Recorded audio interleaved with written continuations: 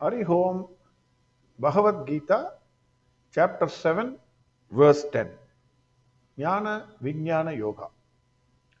In the last verse, Bhagwan Krishna said, Arjuna, know that the beautiful smell, the nice smell that comes from the earth, the heat and light of fire, the life behind all the human beings, the life principle, which is behind all the human beings, the strict discipline of the ascetics is me.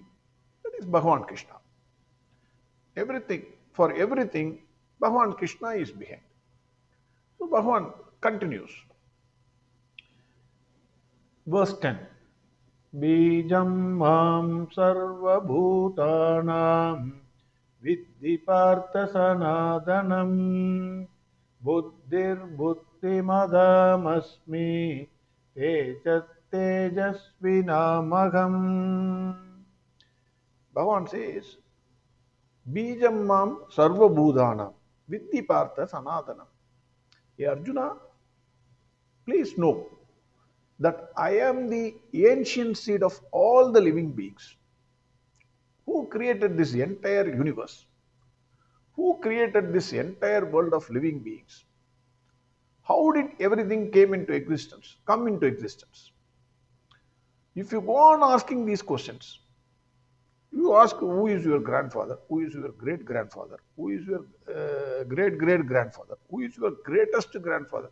If you go to the first father, then you will find the one who created this entire universe, the first cause for the entire world of living beings, the bijam, that is the seed.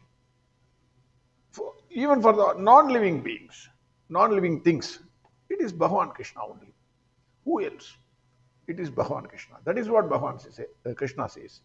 Bijam mam sarva bhutanam viddhi partha sanatanam buddhir buddhimadam asmi. He says, I am the intelligence behind the intellect. What is intelligence? For all the intelligence of this world, one small test. You have to hang a ball in space without attaching any string to it. Nothing should be attached. You should hang that ball. That is the challenge. Bhagavan Krishna is hanging so many balls in the universe. All planets are hanging in space. No string attached. It is not in the wall we used to hang a lamp by putting a string or something. It is not attached to anything. They are all there. Then if you have to prove yourself little more, then that ball should rotate on its own. Then it should be rotating in a circular path also. So if you do this, you are intelligent. Otherwise, your intelligence is not that much. Who is that intelligent behind that intelligence? So, if somebody is intelligent, then he should not have this ahankar, so much of proudness. I am the most intelligent fellow. No. The intelligence behind the intelligent, you must know that is the fraction of intelligence which is coming out of you is nothing but Bhagavan Krishna. Another simple test, if you want to test, you take a round shaped vessel or buy a balloon, pour water on it. Water should not come down. It should be there. So our earth is called Anda. That is egg shaped. It's like a ball. We are all on the surface of the earth. That is why we are digging for coal and other things. You dig deep. Or even for water, you put a borewell. We are all standing on the surface. Even water is there on the surface of the earth. You keep the ball, pour water, and it should not fall down. If you do it, you are intelligent. Otherwise, you must understand your intelligence is nothing but a fraction of intelligence of a dot. I cannot say how much small is that dot. So that intelligence only is coming out. Who is behind that intelligence? It is only Bhagavan Krishna. Then Bhagavan Krishna says, Tejas Tejasvinamaham. I am the beauty behind all the beautiful things of this world. You go to Niagara Falls or you go to Himalayas, or you go to any flower, you see any flower, beautiful, wonderful animals are there, colorful animals. So when you say, "Arre, yeah, what a beauty, what a beauty," who is behind that beauty? It is Bhagwan Krishna, nobody else. The one more surprising thing, if you think, every one of us, each and every one of us, without exception, think we are the beautiful uh, uh, persons. That is why we dress and then go to the mirror, then see, then comb the hair, then you put your scent or something on your body. Everything you do. Every time you look at the mirror and then see whether you are, because you appreciate. I am not denying. Each of the creation of this universe is a beautiful creation. Nothing is, you can't say this creation is ugly. Every person, every animal, every bird, every insect is so beautiful, wonderfully crafted by Bhagwan Krishna. But the other man the other man may think otherwise. That is a different matter. But we all think we are beautiful. But just think for a minute. We are all so beautiful. If the life that is the Krishna in us has gone out, then what happens to your beauty? Within 2 hours, you will be thrown out of the house. You will be taken to the place where you will be kept. So, the beauty behind the beauty is always Bhagwan Krishna. That we must appreciate. Then, who is more beautiful than Bhagwan Krishna? That is one small story of Villi Dasan. Villi Dasan was a wrestler. It's a Tamil name, so it may sound a little odd, but his name was Villi Dasan. He had a wife by name Ponnachi. He loved his wife so much. The love to the wife, towards his wife, was because of her beautiful eyes. She had a wonderful eyes. He loved her eyes so much, he could not take his eyes away from her. Whenever he is awake, he used to see her eyes only. Once she wanted to have darshan of Bhagwan Ranganatha at Srirangam temple, Trichy. So Villidasan, because he is fond of his wife, he took her in a wonderful chariot. Then she got down. He was holding the umbrella. Generally, people hold the umbrella behind the person. The person is walking. If some powerful person like Prime Minister or somebody is walking, the person will be holding the umbrella behind.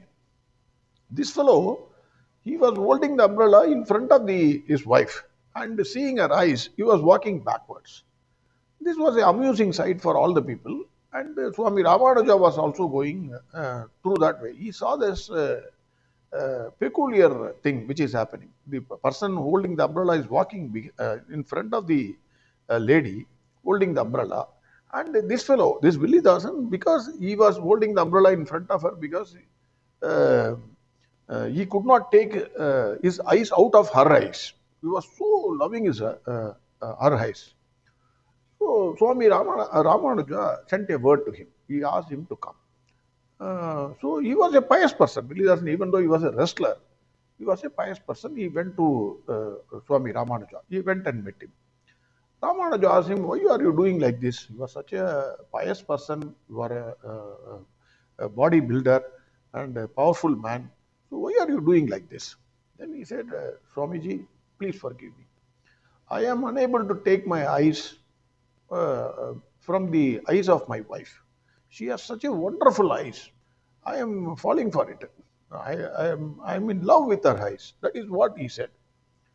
Then Swami Ramanuja said, "Suppose if I show you more beautiful eye than her eyes, what will you do?"